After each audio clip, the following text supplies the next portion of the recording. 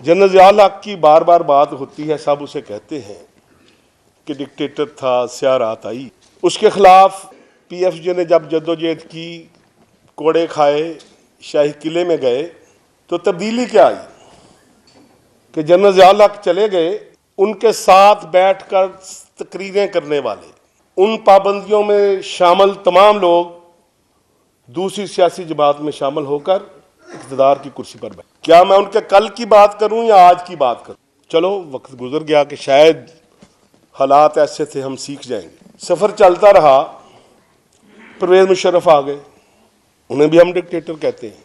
उस वक़्त जब पीएफजे ने अपनी प्रेस फ्रीडम और जुडिशल मूवमेंट चलाई, अब आपको तो अंदाज़ा है कि कॉल देना मुश्किल होता है, बाद में सफ़र बनता रहता है। जो कॉल देता है वो म्यूज़िक फेस भी करता है, और ये तमाम कॉल्स पीएफजे देती रही और अब भी दी। इत्तेफाक की बात है कि उस वक्त मियाँ नवाज शरीफ साहब और बीबी शहीद दोनों मुल्क से बाहर थी, मुल्क बदर थे, और हमें जो कौमी रहनुमा दस्तयाब थे उनमें इमरान खान साहब थे, काजी हुसैन अहमद साहब थे, और चंद इस तरह दीगर शख्सियात थी। तहरीक चली, मुशर्रफ चले गए। मुशर्रफ के साथ बैठकर तकरीरें करने वाले, मुक्के लहराने वाले, वो तमाम लोग तहरीक इंसाफ में शामिल होकर वहाँ स्टेज पर बैठे हुए थे। अब कल की बात कर लें, चलो जी, वो वक्त भी गुजर गया कि जब नवाज शरीफ को सजा हुई, पैमरा की तरफ से एक तरमीमी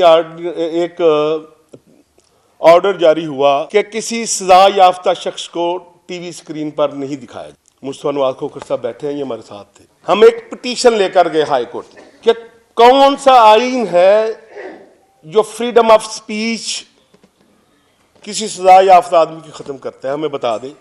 सलमान अकरम राय साहब भी उसमें साथ थे, और आपको याद है कि हमारे साथ क्या हुआ। ज्यादा बात नहीं करता, खान साहब ने कौन से खिताब कि ये लोग गैर मुल्की एजेंडे पर हैं, ये जो जर्नलिस्ट सब कुछ कर रहे हैं, ये जो फ्रीडम ऑफ स्पीच के नाम पर, इंसानी हकूक के नाम पर मुल्क में अफरा तफरी फैलाना चाहते, और वो पिटीशन फिर गायब हो गई। उसके बाद क्या हुआ, पेका दोबारा जिंदा हुआ। हम इस्लामाबाद हाई कोर्ट में गए, चैलेंज किया अतर मिनल्ला साहब को। मैं आज भी कहूँगा उनके लिए ताली जरूर बजा दें कि उन्होंने बहुत रिलीफ दिया। तो मैं रोस्टम पर था, तो अचानक दो पॉलिटिकल पार्टीज के रहनुमा वहाँ मौजूद थे। पाकिस्तान पीपल्स पार्टी की जानब से फरतुल्लाह बाबर साहब थे, उन्हें हम अब भी खराज तस्लीम पेश करते हैं, वो अब भी हमारे साथ, और दूसरी मोहतरमा मरियम औरंगजेब साहब। चीफ जस्टिस साहब ने पूछा कि जी आए जी, उन्होंने कहा जी हम इस पिटीशन में, हम भी पिटीशन लेकर आए हैं पैका के खिलाफ, कि हम समझते हैं कि ये काला कानून है, और हम इस पिटीशन में ये साबित करना चाहते हैं कि इस काले कानून के खात्मे के लिए हम मैदान में आए। अतर मिनल्ला साहब ने कहा कि आप दोनों पार्लिमानी पार्टियां हैं, आप जाएं पार्लियामेंट में अपना रोल प्ले करें, यहाँ पीएफजे, एचआरसीपी और दीगर लोग मौजूद हैं, मैं इनकी बात सुनूंगा। फिर क्या हुआ कि एक पीएमडीए के नाम पर एक, यही जो आज पैका आया है उस वक्त इसका नाम ये था, वो कानून लाने की कोशिश की गई, जिसके लिए Pakistan federal union of journalist ने प्रेस फ्रीडम मूवमेंट चलाई, मोबिलाइजेशन की, और फिर पार्लियामेंट के सामने धरना दिया। उस असल कैसे सब मौजूद है, मैं माजरत से कहूँगा। पाकिस्तान की हिस्ट्री में, दुनिया की हिस्ट्री में पहली दफा प्रेस गैलरी को ताला लगाया गया। स्पीकर थे असल कैसर। कभी प्रेस गैलरी को ताले नहीं लगते, आप पाबंदी लगा देते हैं, छोटी मोटी बात कर लेते हैं। और दूसरी तरफ मियाँ शहबाज शरीफ साहब 12 घंटे में 2 मरतबा हमारे कैंप में आए, बिलावल भुट्टो साहब 12 घंटे में 2 मरतबा हमारे कैंप में आए, और ये प्लज किया कि ये काला कानून है, जब कभी कभी हमें मौका मिलेगा तो हम इस काले कानून का खात्मा करेंगे। वो दौर चला गया, और खान साहब की हुकूमत ख़त्म हुई, एक कोलेशन बनी, और उस कोलेशन ने वही काम करती रही जो साहब का हुकूमत। चलो जी इलेक्शन होगा, देखेंगे, और आज फिर वही दोनों पार्टियां हुकूमत में हैं, इत्तेहादी हैं, और दोनों ने जो थोड़ी बहुत कसर रह गई थी कि पहले तो चलो ये था कि कामा फुल स्टॉप अपनी मर्जी से डाला जा सकता था, कोई सांस लिया जा सकता था, अब इन पर पाबंदी लगाने के लिए ऐसा कानून लेकर आए हैं कि अब आप अपनी मर्जी से कामा भी नहीं डाल सकते, फुल स्टॉप भी नहीं डाल। दूसरी तरफ जब मैं एहतसाब की बात करता हूं कि जनरल ज़ियाउल हक ने जब पीएफजे की मूवमेंट थी तो एक और पीएफजे बनाई, तकसीम का मरहला शुरू किया कि ये कोड़े खाते हुए प्रेस फ्रीडम के नारे लगाते हुए टिकटी पे जाते हैं, वो एक ग्रुप बन गया। जब हमने अपनी मूवमेंट चलाई तो फवाद चौधरी साहब ने 3 पीएफजे और बनाई कि भाई इनको कमजोर कैसे करना, इनकी कमर कैसे तोड़नी। और जब हम पीएमडीए के खिलाफ पार्लियामेंट के सामने बैठे थे तो वहां एक और कैंप भी लगा हुआ था, वो हमारे सामने था कि जो उस बिल के हक में था। तो इसलिए जब मैं बात करता हूं खुद एहतसाबी की खान साहब, तो क्या वो तमाम लोग जो मुशर्रफ के गुनाह के हिस्सेदार थे, ज़ियाउल हक के गुनाह में शरीक थे, प्रीवियस गवर्नमेंट में इन तमाम कामों में शरीक थे, क्या आज आईन और कानून की बालादस्ती का नारा लगाने से पहले आप उनसे 2 लफ्ज ही लिखा लेते कि हमने माजी में जो किया अब नहीं करेंगे। यही काफी था, एक फिक्रा काफी था। हम किसी को दीवार के साथ नहीं लगाना चाहते, कम से कम उन्हें एहसास तो हो कि हमने करना क्या है। क्योंकि जब तक इस दीवार पे उन डिक्टेटर्स के साथ उनके सहूलतकारों की तस्वीरें आप नहीं लगाएंगे तो क्या होगा कि इसी तरह स्टेज सजेगा जिस तरह पहले सजा था, वोट को इज्जत दो, और मकसद उसका क्या होगा, पर इस्टेब्लिशमेंट की तोज्जा दिलाओ नोटिस होगा इस्टेब्लिशमेंट कि उसके सर से हाथ उठाएं और मेरे सर पे रख दें।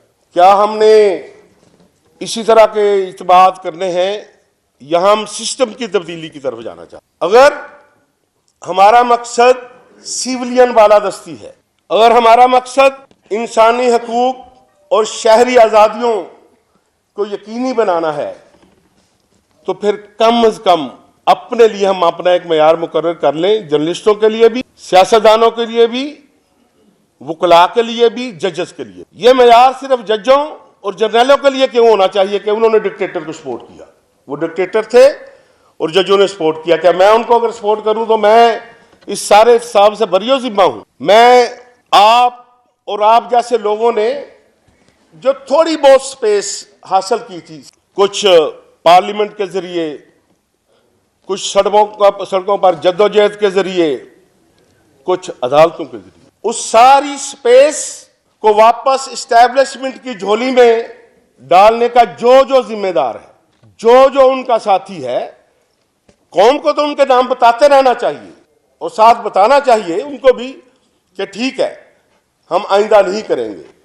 हमने बहुत क्लियर पॉलिसी ली है। अब हम 75 साल हम भी आपकी तरह सर्टिफिकेट देते कि ये तो बेख्तियार हैं, इनके पास तो अख्तियार नहीं है, हमारी लड़ाई पिंडी के साथ है। भाई ये बेख्तियार है तो आज कहे ना मैं बेख्तियार, शहबाज शरीफ कहे मैं बेख्तियार हूं, आज ताउला तारड़ कहे कि मैं बेख्तियार हूं, मैं उसे सर्टिफिकेट क्यों दूं बेख्तियारी का? मेरे पास तो कल आसिफ बनीर ने नहीं आना, मेरे पास तो डीजीआईएसए ने नहीं आना, मेरे पास कल इक्तदार से उतरने के बाद जिन लीडरों ने आना है, मुझे उनको ये सर्टिफिकेट नहीं देना चाहिए कि ये बेकसूर है। जब आप उन्हें कहते हैं कि बेख्तियार है तो हम सर्टिफिकेट दे रहे होते हैं कि वो बेकसूर है। तो इसलिए, और मुझे पता है कि आज जब हम ये कहेंगे कि ये बेकसूर है, बेख्तियार है, मेरी लड़ाई उधर है, तो ये अंदर बैठकर खुश होंगे हमारी जान तो छूट। भाई इख्तियार का जो मजे ले रहा है वो या तो बताए कि मैं बेख्तियार हूं या बताए कि मैं उसके साथ हूं। आने वाले कल में मुझे बताने का कोई फैसला नहीं, क्योंकि सच वो वक्त होता है जो वक्त पर बोला जाए, निसार उस्मानी सब कहा करते थे। तो इसलिए आज जब हम इस बड़े मकसद की खातिर निकले हैं तो मुझे ये कहने में कोई यार नहीं कि मैं उसको जर्नलिस्ट नहीं मानता जो पाकिस्तान में इंसानी हकूक की जंग को अपनी जंग न समझे, जो शहरी आज़ादियों की जंग को अपनी जंग न समझे, जो प्रेस फ्रीडम और अदलिया की आज़ादी की जंग को अपनी जंग न समझे। ये 4 चीज़ें होंगी तो जमहूरियत होगी। और इसी तरह मैं अक्सर आजकल अपनी मीटिंग्स में कहता हूं कि हम कहते थे कि पार्लियामेंट एक सुप्रीम इदारा है, किसी जज को जुर्रत नहीं होनी चाहिए कि इस पार्लियामेंट के किसी फैसले को रोंदे। तो क्या पार्लियामेंट अपनी बिल्डिंग की वजह से सुप्रीम इदारा होगा? यहां अंदर बैठने वाले लोगों के करैक्टर की वजह से हो। मैं गुज़श्ता दिनों पार्लियामेंट की लाइब्रेरी में एक पिछला रिकॉर्ड थोड़ा सा पढ़ रहा था कि देखूं तो सही कि भाई माजी में भी ये मामला होते थे और किस तरह बिहेव किया जाता था। तो मैं वो आखिरी तकरीर पढ़ रहा था जब स्पीकरशिप से तहरीक अज़्म-ए-एतमाद आई थी फ़खर इमाम साहब के खिलाफ। मैं हैरान हूं कि आज किसी एक सियासी लीडर में वो जुर्रत नहीं है जो बातें उन्होंने पार्लियामेंट में उस वक्त तकरीर की, तो उन्होंने एक एक पहलू बताया कि किस तरह उन पर दबाव डालता रहे। उन्होंने पार्लियामेंट से खिताब किया था, कम से कम तारीख का हिस्सा तो बन गया। आज मेरी आपसे यही रिक्वेस्ट है कि ये एक कठिन रास्ता है, क्या हमने फैसला कर लें कि हमने सिस्टम तब्दील करना है या आज भी चेहरे तब्दील करने के लिए इस हमारी जद्दोजहद का आगाज होना। मैं आपको यकीन दिलाता हूं कि अगर आप सिस्टम की तब्दीली के लिए आगे बढ़ेंगे तो फिर लोग सिर्फ सोशल मीडिया पे आपको सपोर्ट नहीं करेंगे, फिर सिर्फ आप टिकटॉक पे अपनी सपोर्ट देखकर खुश नहीं होंगे, आप ट्विटर ट्रेंड देखकर खुश नहीं होंगे। पाकिस्तान का एक एक शहरी, पाकिस्तान की सिविल सोसाइटी, पाकिस्तान के वकला, तलबा और जर्नलिस्ट आपके साथ होंगे।